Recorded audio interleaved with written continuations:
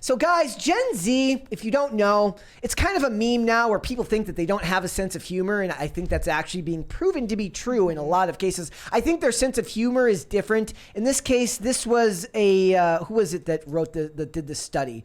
Was it Vice? Yeah, Vice. in March 2020, Vice did a survey on Gen Z and got their reactions to a bunch of classic teen comedies and rom-coms from the 90s and the 2000s. It was Clueless, American Pie, Bring It On, Dude, Where's My Car, and Eurotrip. I don't know do you think that's a good list that would represent that time period? It should have had 10 Things I Hate, or no, I'm sorry. It should have had Not Another Teen Movie. Should have been on that list because that parodies all of them.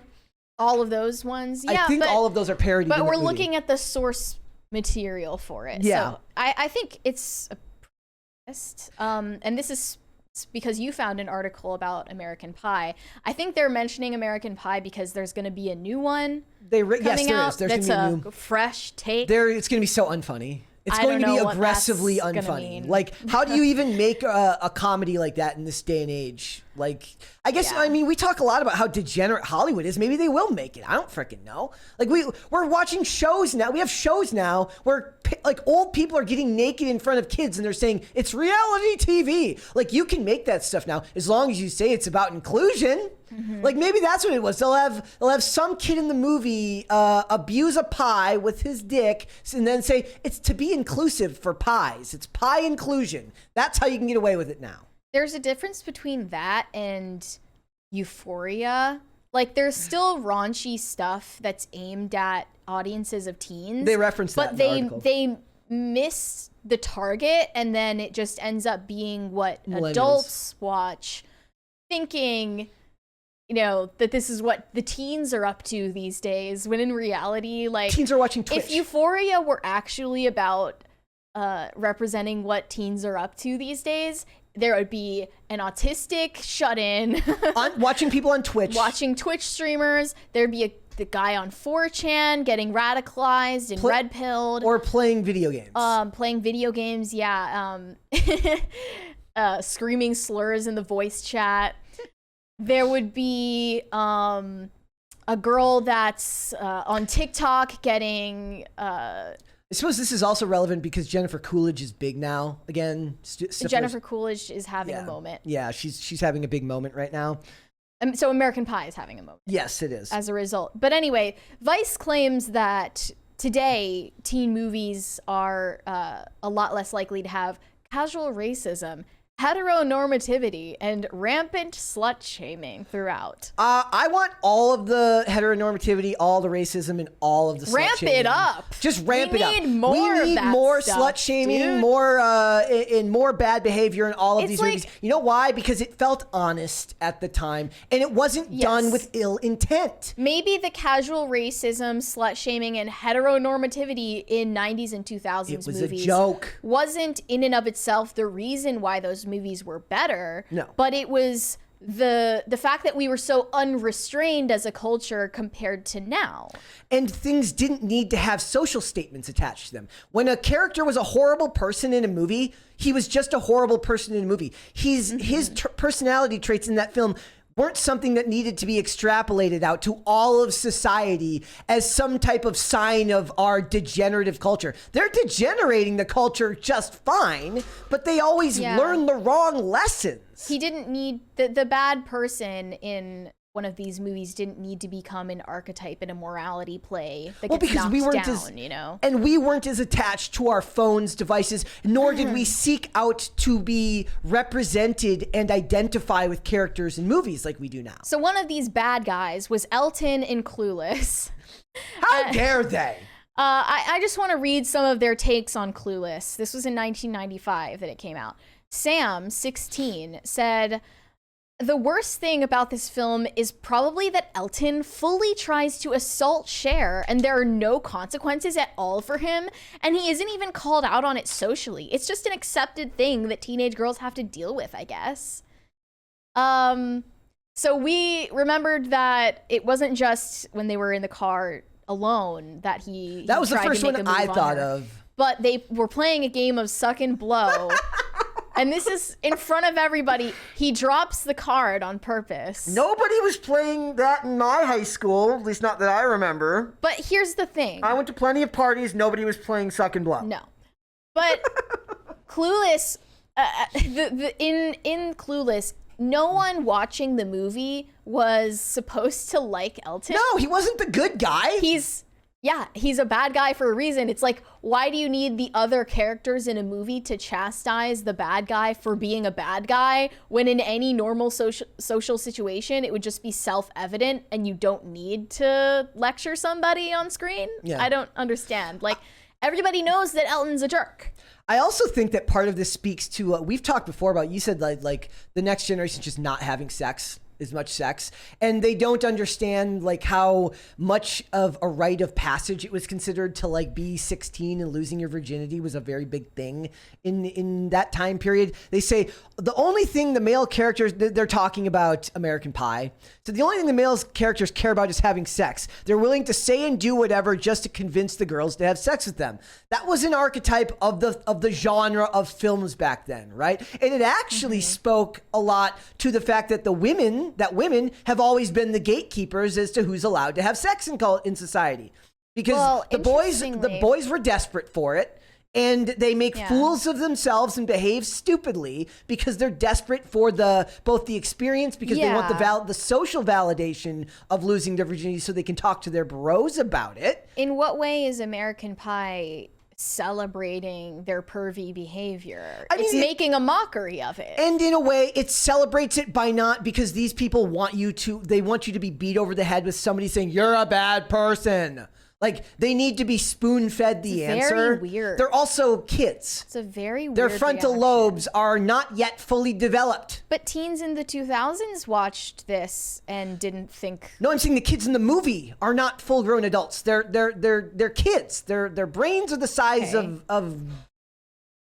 peas? Of peas. They basically have something small, gumball-sized brains that have not yet fully developed, and they're teenage boys. They're constantly horny. It's just more realistic it's a hyperbolic interpretation of what it's like to be a teen. And I do wonder what this means, because the people who watch these movies growing up, i.e. my generation, are now part of the extremely overly sensitive millennial generation that's full of whiners and complainers. The same people who grew up watching South Park are now offended by everything. Yeah, it's a huge cope, because what people did before the internet, they do not want anyone on the internet to recall or remember. Entertainment was an exaggerated escape from your daily life where you met interesting and often over-the-top characters that were not supposed to accurately reflect or represent the real world. Just go look at the size of this. Like, my favorite thing about Buffy the Vampire Slayer, they're never in class. Ever. It's not supposed to be an accurate representation of school or kids or anything like that. It's supposed to be over the top. One of the comments said, it's bordering on incel attitudes, the way that the guys in this film think that they deserve sex, and how they seem to think that that's all women are good for, rather than wanting a loving relationship with somebody they respect. Sorry, what 16-year-old boy is thinking about finding a serious, loving relationship with someone they respect? They're not. They're children. They're thinking, like, they're 16. He's literally thinking about nothing but having sex. He does not care. It's just like, I don't understand the worldview of someone coming out of a movie like it's supposed to tell them what to think. Because that's why entertainment has been dumbed down. Now that's what they want. They want to be told what to think by the media they consume. Hannah, 17, said, the film doesn't even question the morality of filming this foreign exchange student without comedy. her knowledge. It makes it seem like a joke. Oh, really? The comedy movie makes something seem like a joke? Crazy. And that the dudes are all, quote, legends for getting the plan to work. It's a huge violation of privacy and definitely a sexual offense.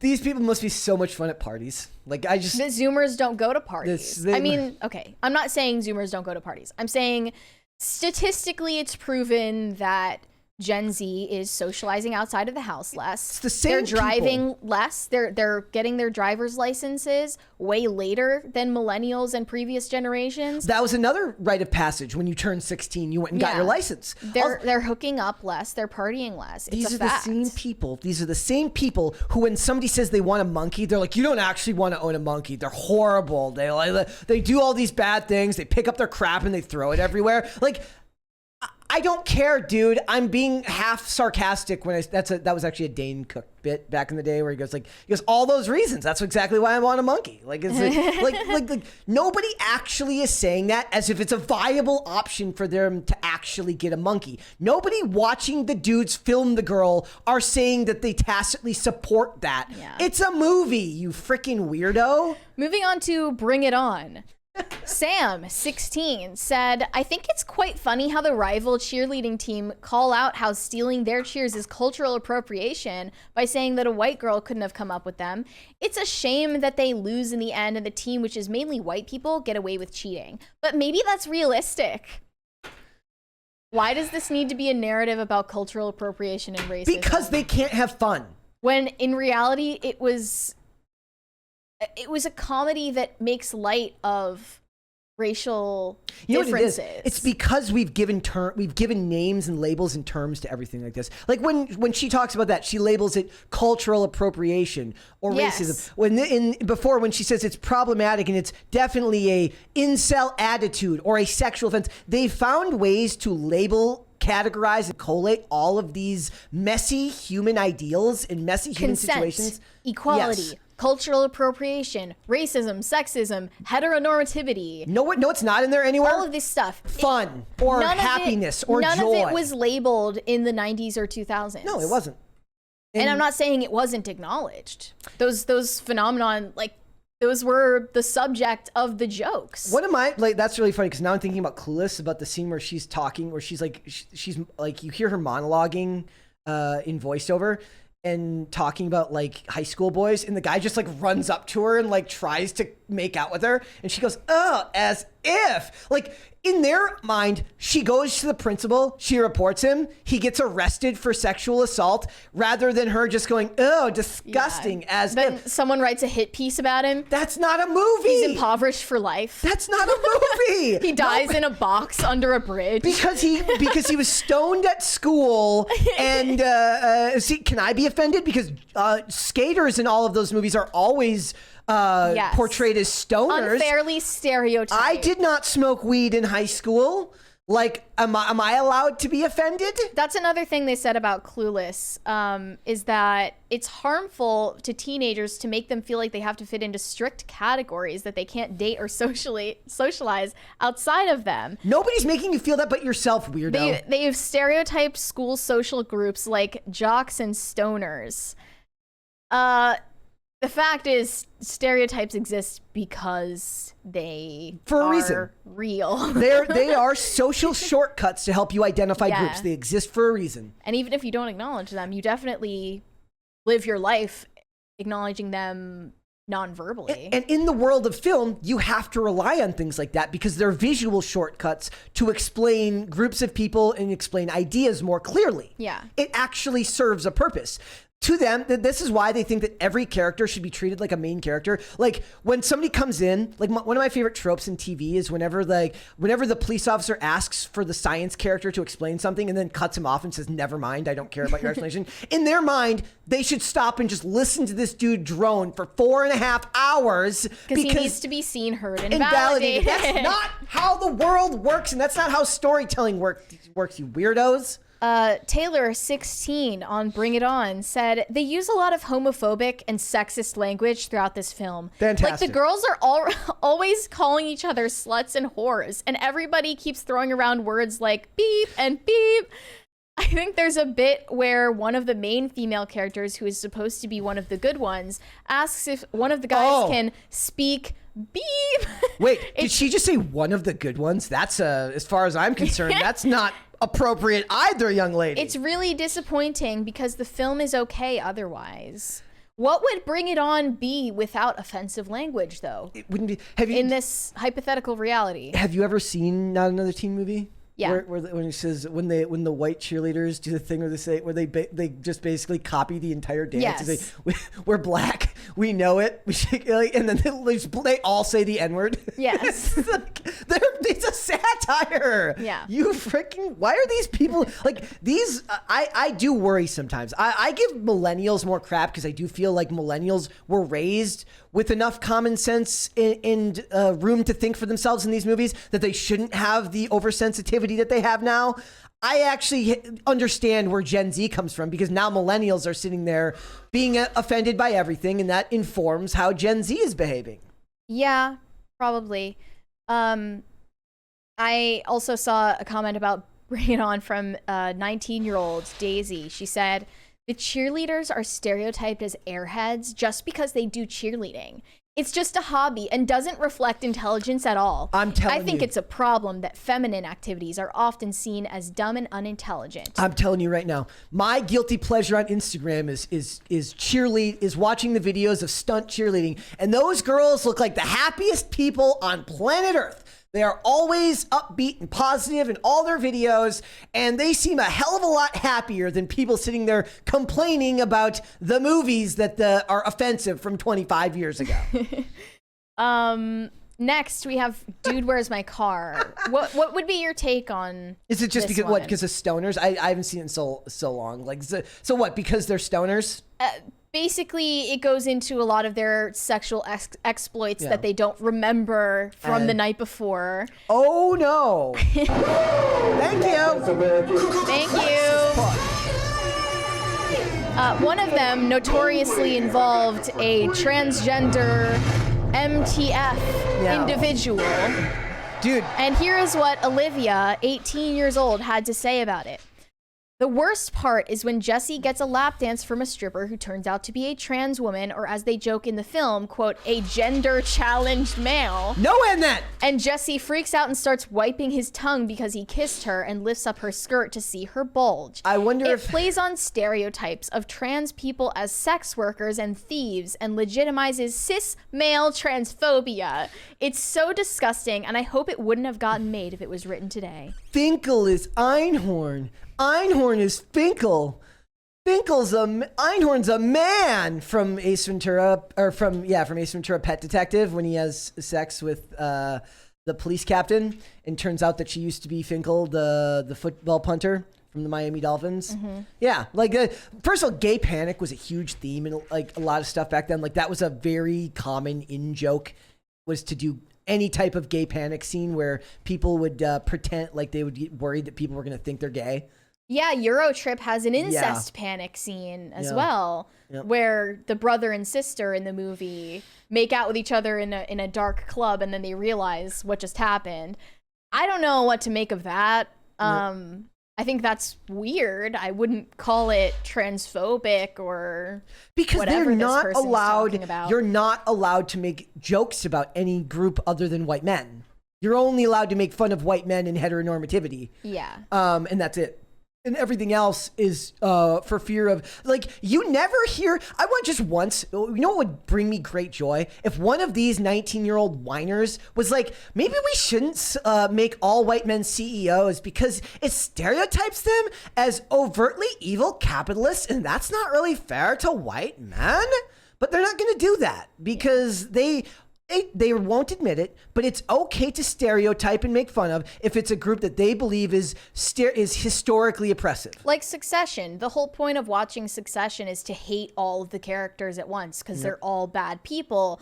But it's precisely that they are rich whites that you are permitted to hate them, to hate watch them. And that's why, and that's why, and they end up shooting themselves in the foot because a lot of times if they then cast differently, you know inherently that that person's not going to be allowed to be a bad person. Right. Because back then, back in the 90s, back in the 2000s, anybody could be a good guy, anybody could be a bad guy. Even the early 2000s. One of my favorite things about watching the show The Shield is literally everyone's a piece of crap.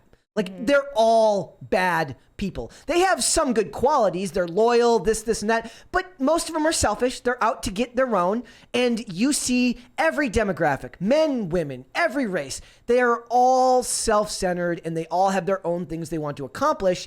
And that's how it was in the 90s. You were allowed in the early 2000s, you were allowed to cast anyone to play anything because there wasn't 19-year-old Olivia telling you on Twitter that it's transphobic or racist or sexist or something or other. And then these studios would have been smart enough to not listen. Likely there would have been middle-aged housewives writing letters to these studios, or the religious moms would have been writing letter writing campaigns to these places, and they would have ignored them, rightfully. The difference is back then, the people that ran these studios felt that they were in the right and that the moms from the religious groups were in the wrong. Now they believe that the people writing them the letters and complaining about this stuff, the Marxists, are right. Therefore, they will back out and step down and not make the content that people actually want. Yeah. I think that none of the movies aimed at teens today are going to be remembered the way that the ones on this list are. Honestly, the only things that they make that's going to be remembered is the stuff that they're marketing to teens but are being watched by millennials, and that's the stuff like Euphoria. That stuff might get remembered, but it's going to be remembered because it's raunchy. You know what's funny about that is when they were doing the casting process for Euphoria, it was very weird. They cast a wide net, and the strategy was they asked each person auditioning to talk about the most traumatic or dark thing that ever happened to them. They didn't have to read a script. They weren't performing anything. Yeah. They had to convincingly tell a real traumatic event that happened to them so that they could find someone who had real traumatic experiences to draw upon for their performance. Isn't that sick? Why is everything about trauma to Gen Z? And why is that the only way that they can be supposedly related to? It's why Hollywood's become so obsessed with like giving characters backstories, similar backstories to the actor, because it allows them to better access their... yeah, but it just means that you're not as good at acting as you should be, you know? It's like when we've done a couple of segments where we talk about the actors who make fun of people who do method acting, because they're like, it's a job, dude. Yeah. They're like, if you're doing it right, you don't have to live in the character 24/7. You can go in and out of the character. Yeah, it's sort of like when people say they have a customer service mode that they turn off after work. What if you method acted customer service mode all the time? Then you're just a weirdo. I was listening to the Christian Bale blow up the other day because I was planning out future crisis parties, and I'm listening to it, and it's very much the exact scene where it's like daddy just hit mommy at the dinner table and now everyone's got to keep eating. That was a Dane Cook bit as well. It's like a heckler yells during the show and he goes, stop that, stop doing that. I hate that shit. And then like everyone goes really quiet. He goes, great. Now it's like daddy hit mommy at the dinner table and we're all still trying to eat. Like in this video, Christian Bale yells at this dude for like 3.5 minutes and then goes, now set up and let's do the scene again. Like imagine he just then has to just like snap back into character because he's not a method actor. He can just yell at a dude for 3.5 minutes and then pick back up right where he left off. Yeah. Thanks for watching. Listen to full episodes of Pop Culture Crisis on Spotify. Keep up with us on social media and make sure you subscribe and ring that bell so you never miss the show. Bye, guys.